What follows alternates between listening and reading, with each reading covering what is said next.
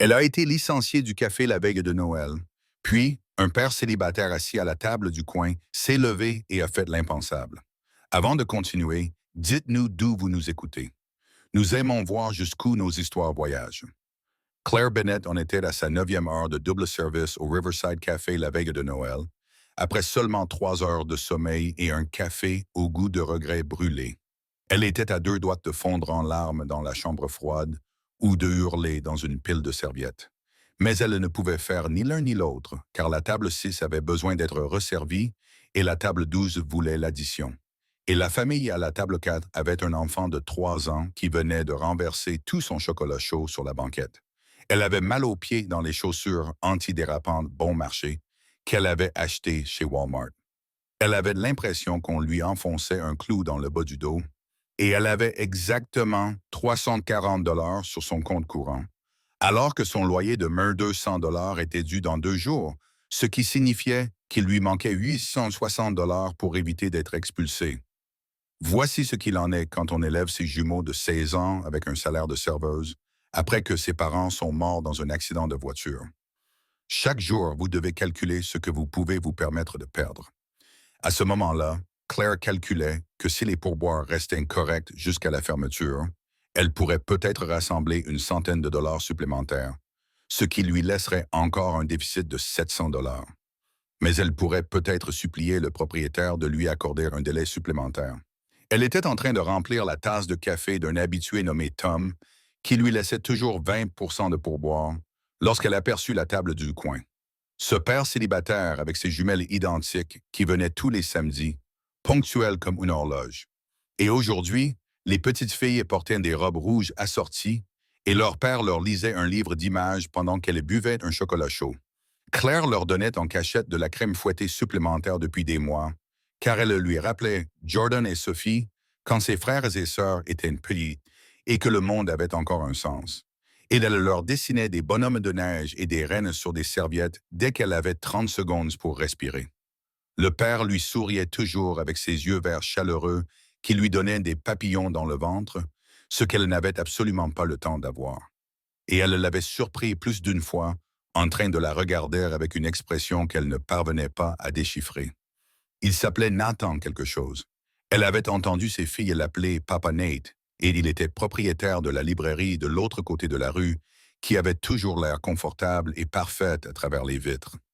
Il était 14h30, et le café était encore bondé de gens qui faisaient leurs achats de dernière minute pour les fêtes, lorsque Patricia Morrison est entrée, vêtue d'un manteau qui coûtait probablement plus cher que le loyer de Claire, et s'est assise à la table 9 avec l'attitude de quelqu'un à qui on n'avait jamais dit non de toute sa vie. Claire lui apporta de l'eau et les menus avec son plus beau sourire de serveuse, même si son visage lui faisait mal à force de sourire depuis 9 heures d'affilée. Patricia se mit immédiatement à se plaindre que la table était bancale et que la musique était trop forte. Elle demanda également s'il y avait des plats spéciaux qui ne figuraient pas sur la carte, car elle avait des besoins alimentaires très spécifiques. 45 minutes plus tard, Claire apporta à Patricia son troisième café. La femme prit une gorgée et grimaça comme si elle venait de goûter du poison. Ce café est froid. C'est tout à fait inacceptable. Où est votre responsable? La voix de Patricia résonna dans tout le café, et Claire sentit tous les regards se tourner vers sa table. Elle sentit son visage s'empourprer de cette honte particulière que l'on ressent lorsqu'on se fait hurler dessus en public. Je suis vraiment désolé, madame. Je vais vous apporter une nouvelle tasse immédiatement. J'ai dû m'occuper de tables supplémentaires aujourd'hui, donc les choses sont un peu lentes. Claire tendit la main vers la tasse, mais Patricia la retira. Je ne veux pas d'excuses. Je suis une cliente régulière ici et c'est irrespectueux. Votre service est lent et inadéquat depuis que je me suis assise. Je veux parler à Derek immédiatement. Le patron de Claire, Derek, sortit du bureau où il était resté au téléphone pendant les 3 dernières heures sans rien faire, tandis qu'elle se tuait à la tâche. Et Patricia se lança dans une plainte qui donnait l'impression que Claire avait personnellement gâché Noël. Votre serveuse a été impolie et lente. Mon café a été froid 2 fois. Elle ignore ma table. C'est le pire service que j'ai jamais reçu. Et j'attends que quelque chose soit fait. Derek n'a même pas regardé Claire. Il ne lui a pas demandé son avis. Il a simplement dit « Madame Morrison, je vous présente mes sincères excuses. C'est tout à fait inacceptable. Claire, dans le bureau maintenant. Le trajet entre la table neuve et le bureau lui a semblé interminable, tous les clients la regardant passer. Et les mains de Claire se sont mises à trembler avant même qu'elle ne franchisse la porte. Derek, je travaille ici depuis 2 ans. Je n'ai jamais eu de plainte. Je m'occupe des tables de Jenna parce qu'elle s'est encore absentée. Un client qui passe une mauvaise journée ne signifie pas. Mais Derek l'a interrompu en levant la main et en lui adressant un sourire qui n'atteignait pas ses yeux. Ça ne marche pas, Claire. Vous êtes virée. À compter de maintenant. Videz votre casier et partez. Ces mots la frappèrent comme un coup physique et elle trébucha en arrière. Quoi? Non, Derek, s'il vous plaît. C'est la veille de Noël. Je dois payer mon loyer dans 2 jours. Mon frère et ma sœur dépendent de moi. J'ai besoin de ce travail. Le visage de Derek resta froid et impassible. Vous auriez dû y penser avant de fournir un service déplorable à un client important. Je veux que tu quittes les lieux dans 5 minutes ou j'appelle la sécurité. Claire sentit les larmes lui brûler les yeux, mais elle refusa de les laisser couler devant cet homme. Puis-je au moins finir mon service? J'ai besoin des pourboires d'aujourd'hui, s'il te plaît. Sa voix se brisa sur le dernier mot, ce qui la fit se détester. Non, pas maintenant. Je vous enverrai votre dernier chèque par la poste. Et Derek s'était déjà détourné, comme si elle avait cessé d'avoir de l'importance dès qu'il avait prononcé ces mots. Claire traversa le café, sachant que tout le monde la regardait et qu'elle avait exactement l'air de ce qu'elle était. Désespérée, brisée et sans issue. Elle attrapa son manteau derrière le comptoir, avec des mains qui n'arrêtaient pas de trembler. Et la petite fille assise à la table du coin, l'une des jumelles de Nathan, la regarda avec de grands yeux inquiets. « Pourquoi es-tu triste, Madame des Biscuits? » Et Claire dut se détourner avant que les enfants ne la voient pleurer. Elle était à mi-chemin de la porte, faisant des calculs dans sa tête qui ne fonctionnaient pas, peu importe comment elle les calculait. 340 moins ce qu'elle avait dépensé pour les petits oiseaux de Noël de Jordan, et Sophie lui laissait peut-être 200. Il lui manquait 1 000 $ pour payer son loyer, et maintenant, elle n'avait plus de travail et aucun moyen de régler ce problème. Lorsqu'elle entendit une chaise racler bruyamment le sol, Nathan Hayes se leva si vite de sa table dans le coin que son café faillit se renverser, et ses jumelles levèrent les yeux, surprises. Il dit quelque chose à la femme qui venait d'entrer, puis se dirigea droit vers Derek qui retournait fièrement à son bureau. « Excusez-moi, vous venez de licencier votre meilleur employé. » La voix de Nathan résonna dans tout le café, faisant taire tout le monde. Derek se retourna, l'air agacé. « Cela ne vous regarde pas, monsieur. C'est une question personnelle. » Mais Nathan ne céda pas. Son menton était si fermement serré qu'il semblait avoir déjà pris une décision. « En fait, cela me regarde, Claire, n'est-ce que pas? » Il la regarda, toujours debout près de la porte, figé par le choc. « Je suis propriétaire de Once Upon a Page, la librairie café de l'autre côté de la rue. Je cherche un gérant depuis des mois et je viens de vous voir gérer seul une période de forte affluence tout en restant aimable avec chaque client, y compris mes filles. » Il se retourna pour s'adresser à tout le café, d'une voix claire et ferme. « Vous êtes embauché si vous voulez le poste. À partir de demain, vous gagnerez le double de ce qu'il vous paye. Vous bénéficierez de tous les avantages sociaux et vous aurez le jour de Noël pour passer du temps avec votre famille. » Tout le café est devenu silencieux et Claire a simplement regardé cet homme qu'elle connaissait à peine et qui lui offrait une bouée de sauvetage qu'elle ne méritait absolument pas. « Quoi? Vous m'offrez un emploi maintenant? Vous ne savez même pas si je suis qualifié? » Sa voix était tremblante et faible. Nathan lui a souri comme si elle venait de dire quelque chose de ridicule. « Je vous observe depuis 6 mois. Vous vous souvenez de la commande de chaque habitué. Tu es patiente avec les enfants. Tu as géré tout cet endroit toute seule pendant la période de Noël. Tu es plus que qualifiée. Tu veux ce poste ou pas? » Claire regarda le visage rouge de Derek, regarda Patricia, qui semblait soudainement mal à l'aise, regarda les filles jumelles de Nathan, qui lui faisaient un signe depuis la table du coin, le visage couvert de crème fouettée, et s'entendit dire « Oui, oui, je le veux, merci. » Et tout le café éclata en applaudissements. Derek bredouilla. « Vous ne pouvez pas simplement me voler mes employés. » Et le sourire de Nathan se fit plus vif. « Vous l'avez licenciée. Elle n'est plus votre employée. Elle est à moi. » Il raccompagna Claire à sa table et l'aida à s'asseoir comme si elle risquait de tomber, ce qui, honnêtement, était possible. Et ses filles se mirent immédiatement à bavarder. Tu vas travailler avec papa? C'est trop cool. Tu pourras nous faire d'autres dessins? Nathan se présenta correctement. Je m'appelle Nathan Hayes. Tout le monde m'appelle Nate. Voici mes filles, Ava et Mia. Sa poignée de main était chaleureuse et ferme, et Claire eut l'impression d'être entrée dans un univers parallèle où les miracles de Noël étaient réels. Sa sœur apparut de nulle part. Je m'appelle Vanessa. Ce fut l'embauche la plus spectaculaire que j'ai jamais vue. Bienvenue dans le chaos. Claire s'est alors mise à pleurer. Elle ne pouvait pas s'en empêcher. Le soulagement, le choc et la gratitude la submergeaient, et la petite Ava lui a tendu une serviette. Ne sois pas triste, mon papa donne de très bons emplois. Ils ont discuté pendant 20 minutes. Nate expliquait que la librairie avait désespérément besoin d'aide. Claire avouait avoir abandonné ses études universitaires à un semestre de l'obtention de son diplôme en commerce lorsque ses parents étaient décédés 3 ans auparavant. J'élève mes jeunes frères et sœurs, des jumeaux en fait, Jordan et Sophie. Ils ont 16 ans. Le visage de Nate s'est adouci. Les jumeaux semblaient être une tradition dans nos deux familles. Les miens ont 3 ans. Leur mère est morte le jour de leur naissance. Le poids de cette tragédie pesait sur eux. Deux personnes qui avaient tout perdu essayaient de construire quelque chose de nouveau. Et lorsque Claire s'est finalement levée pour partir, elle s'est retournée vers lui, toujours assis avec ses filles, et a ressenti quelque chose qu'elle n'avait pas ressenti depuis 3 ans. L'espoir que peut-être tout allait finalement s'arranger. Claire s'est réveillée le matin de Noël dans son petit appartement où Jordan et Sophie étaient déjà debout et préparaient des pancakes qui sentaient légèrement le brûler. Dès qu'elle est entrée dans sa cuisine, ses frères et sœurs l'ont bombardée de questions sur l'offre d'emploi incroyable qu'elle avait reçue la veille de la part d'un parfait inconnu. Attends, le papa au chocolat chaud avec les jolies jumelles vient de t'embaucher sur le champ devant tout le monde. Sophie sautait pratiquement de joie et Jordan avait l'air méfiant, comme un grand frère protecteur, même si Claire était techniquement plus âgée de 11 ans. Est-ce que c'est sûr? Tu ne connais pas vraiment ce type. Il pourrait être complètement bizarre. Et Claire s'assit lourdement à leur table d'occasion, sentant la fatigue la rattraper. Il est un habitué depuis 6 mois. Ses filles sont adorables et j'ai besoin de ce travail. Sinon, nous serons expulsés dans 2 jours. Alors oui, je l'accepte.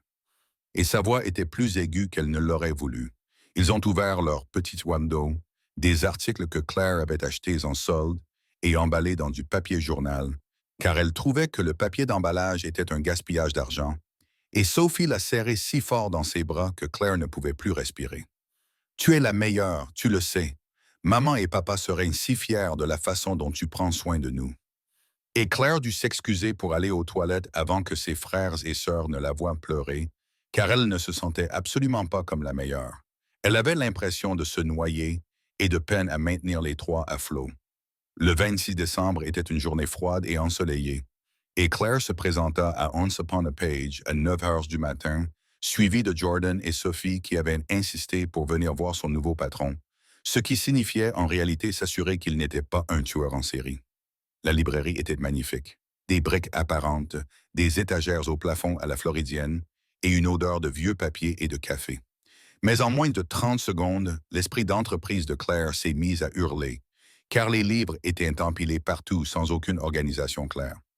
La section café comptait 3 tables, alors que l'espace pouvait en accueillir 8.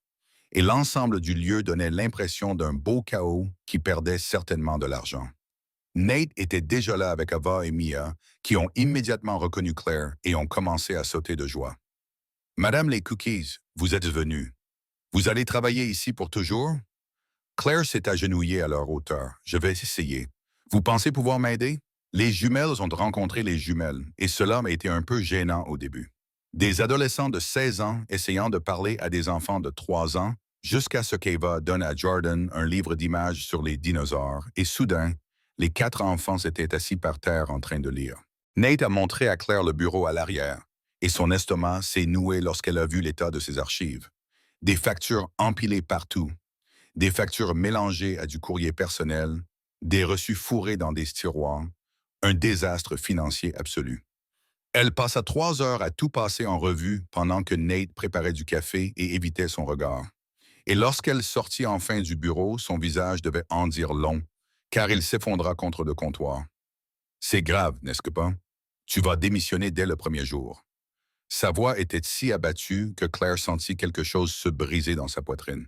Tu as 40 000 $ de dette. Tu as 2 mois de retard dans le paiement de ton loyer. Les ventes ont baissé de 60% par rapport à l'année dernière. Nate, tu vas perdre cet endroit dans 2 mois si rien ne change radicalement. Il lui a alors tout raconté. La voix brisée par moments. Comment il avait ouvert la librairie avec l'argent de l'assurance vie de sa femme Rachel, car elle avait toujours rêvé d'en posséder une.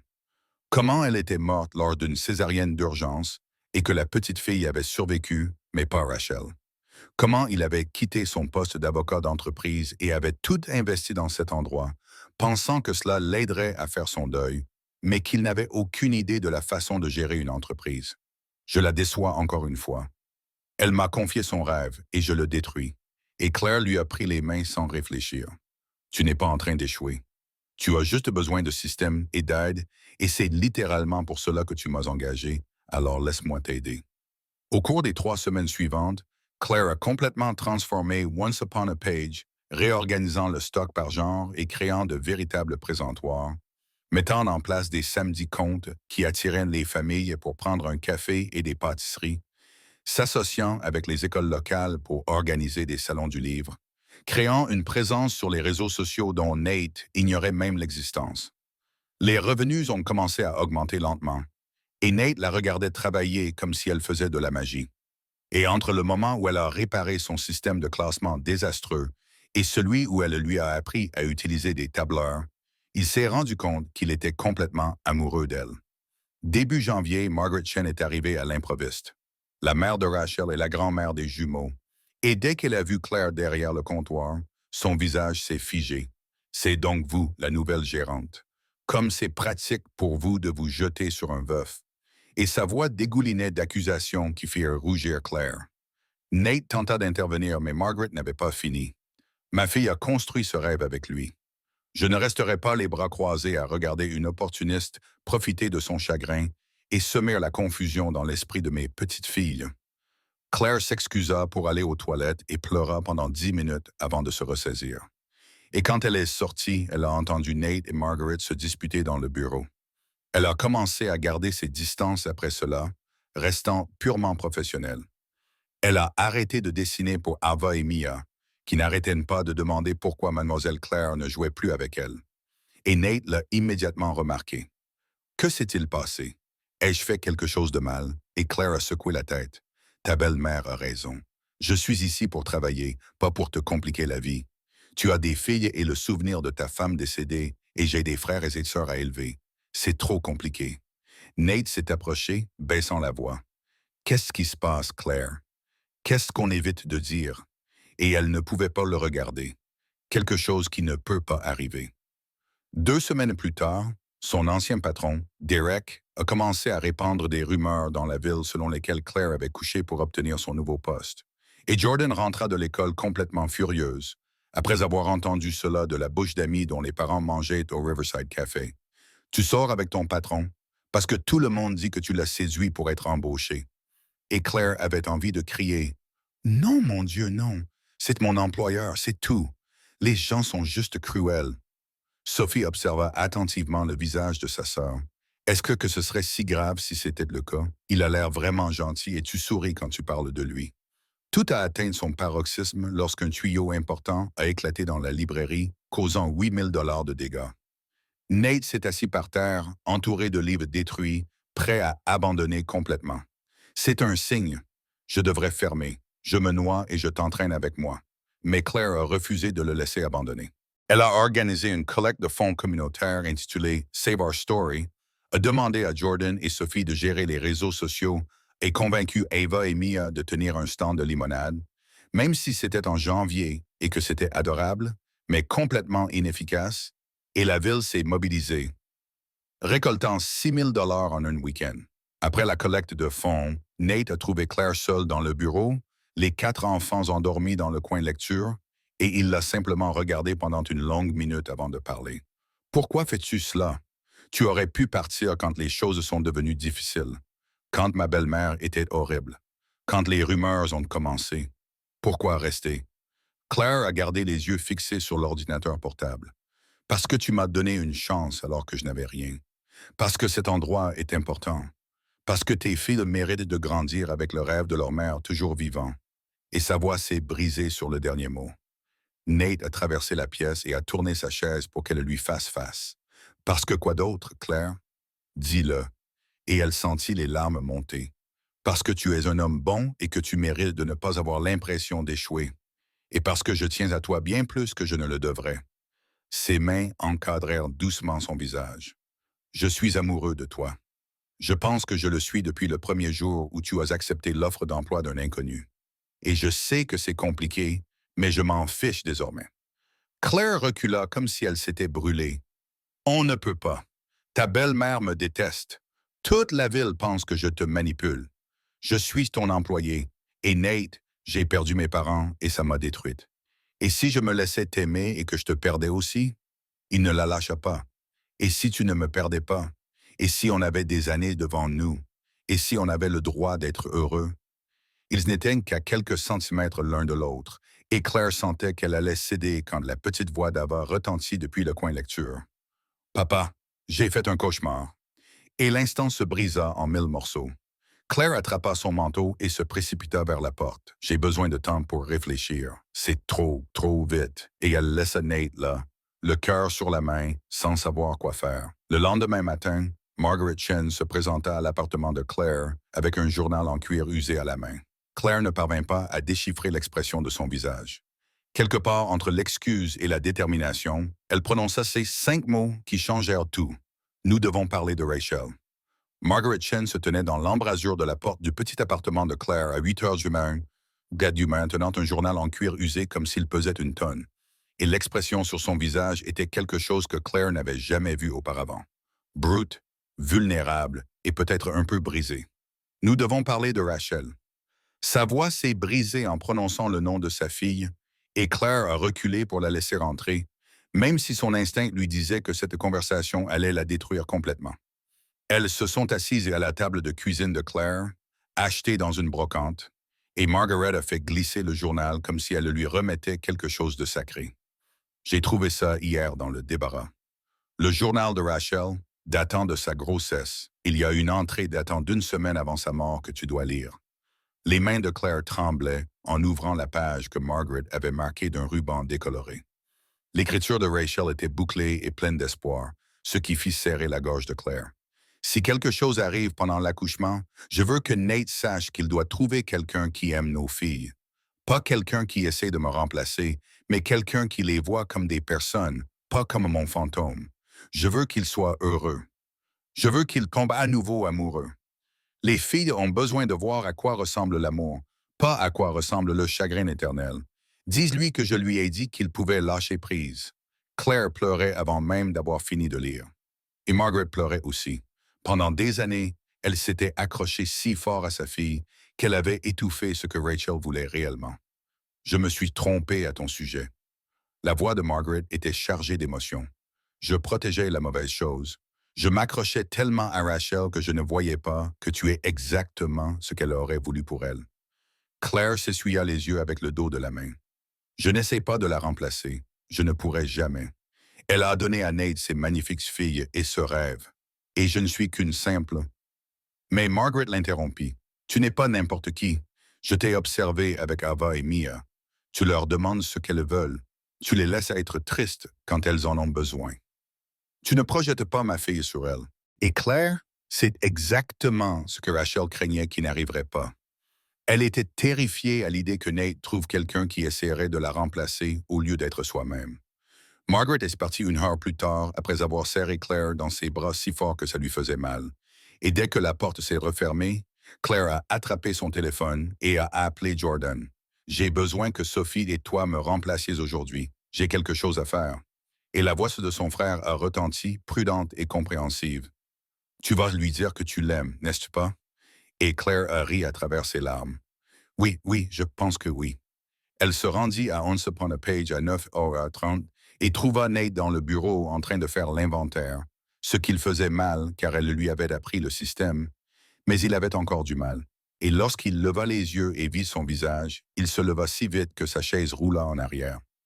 Margaret est venue me voir ce matin. Elle m'a montré le journal de Rachel et la voix de Claire était plus ferme qu'elle ne l'avait prévu et Nate pâlit.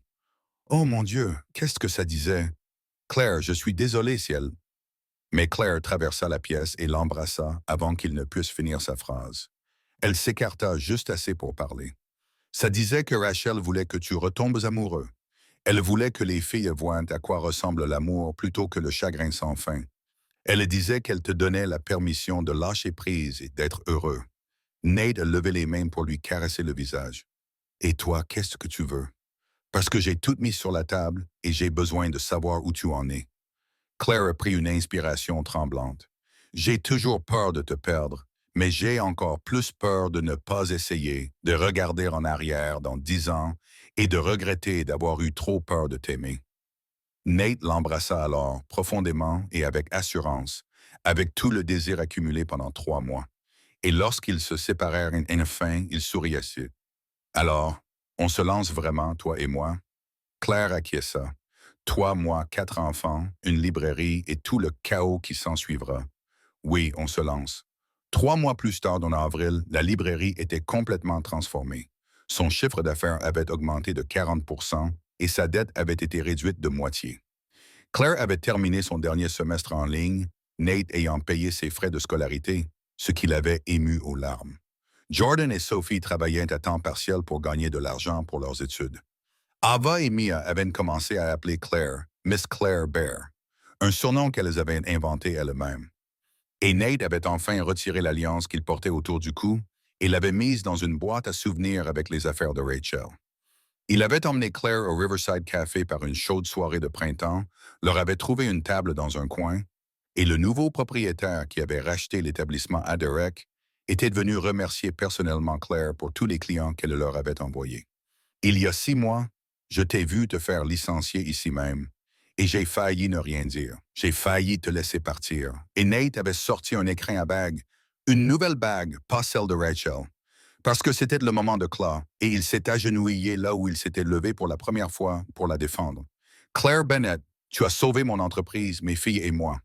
Tu as pris une librairie en ruine et tu l'as transformée en quelque chose dont Rachel serait fière. Veux-tu nous épouser? Veux-tu nous laisser devenir officiellement ta famille? Claire acquiesçait avant même qu'il ait fini. Oui, mon Dieu, oui. Je t'aime tellement, c'est ridicule. Et tout le restaurant a explosé de joie, comme le café 6 mois plus tôt. Leurs 4 enfants ont interrompu la demande en mariage car ils se cachaient avec Vanessa dans une cabine à l'autre bout du restaurant. Et le câlin collectif qui a suivi a incité les autres clients à sortir leur téléphone pour l'enregistrer. 2 semaines plus tard, Jordan et Sophie ont fait asseoir Claire et Nate, l'air nerveux. Nous ne pouvons pas vous laisser payer nos études universitaires. C'est trop, et nous ne voulons pas vous gêner maintenant que vous vous mariez. Mais Nate secoua fermement la tête. Vous ne nous gênez pas. Vous faites partie de la famille et je paierai vos études universitaires à tous les deux. Car c'est ce que fait une famille. Votre sœur vous a élevé alors qu'elle aurait dû terminer ses propres études. Laissez-moi faire ça. Ils se sont mariés en septembre dans la librairie entourés de tous les livres qui avaient compté pour eux. Jordan et Sophie ont accompagné Claire jusqu'à l'hôtel, tandis qu'Eva et Mia, les demoiselles d'honneur les plus sérieuses de l'histoire, jetaient des pétales avec une précision scientifique. Margaret était assise au premier rang, tenant un cadre photo de Rachel. Elle est là aussi. Elle serait si heureuse. Et Claire a dû s'arrêter à mi-chemin pour se ressaisir. Les vœux de Nate ont bouleversé tout le monde. Tu as appris à mes filles que l'amour grandit et que les nouvelles personnes ne remplacent pas les anciennes. Rachel m'a donné Ava et Mia. Tu m'as redonné espoir. Merci d'avoir eu le courage de rester à mes côtés. La voix de Claire tremblait en lisant ses vœux. Tu m'as soutenu quand je n'avais rien et tu m'as tout donné. Tu m'as appris qu'il était normal de fonder une nouvelle famille tout en honorant celle que j'avais perdue. Je t'aime, toi et nos 4 enfants, dans cette belle vie chaotique que nous construisons. Ava a prononcé un discours que Nate l'avait aidé à mémoriser. Sa petite voix résonnait dans la librairie. Ma première maman me regarde depuis le ciel. Ma maman pour toujours est ici avec moi. J'ai tellement de chance de les avoir toutes les deux. et il n'y avait pas un œil sec dans toute la salle. Un an plus tard, Claire se tenait derrière le comptoir de leur librairie désormais agrandie, qui avait racheté l'espace voisin. Once Upon a Page était devenu un lieu emblématique de la ville, et elle la gérait à plein temps tout en donnant des cours de commerce au centre universitaire. Jordan s'épanouissait à l'Université de Caroline du Nord à Chapel Hill, et Sophie cartonnait à l'Université d'État de Caroline du Nord. Ava et Mia venaient d'entrer à la maternelle, et Claire posa la main sur le petit ventre qui commençait à se dessiner sous son T-shirt. Nate s'approcha derrière elle et passa ses bras autour de sa taille. Il remarqua immédiatement son ventre, bien sûr. Tu crois qu'on peut s'occuper de 5 enfants? Murmura-t-il dans ses cheveux, et Claire rit. Nous en avons déjà 4 à gérer dans la librairie et mes cours à l'université. Qu'est-ce qu'un de plus?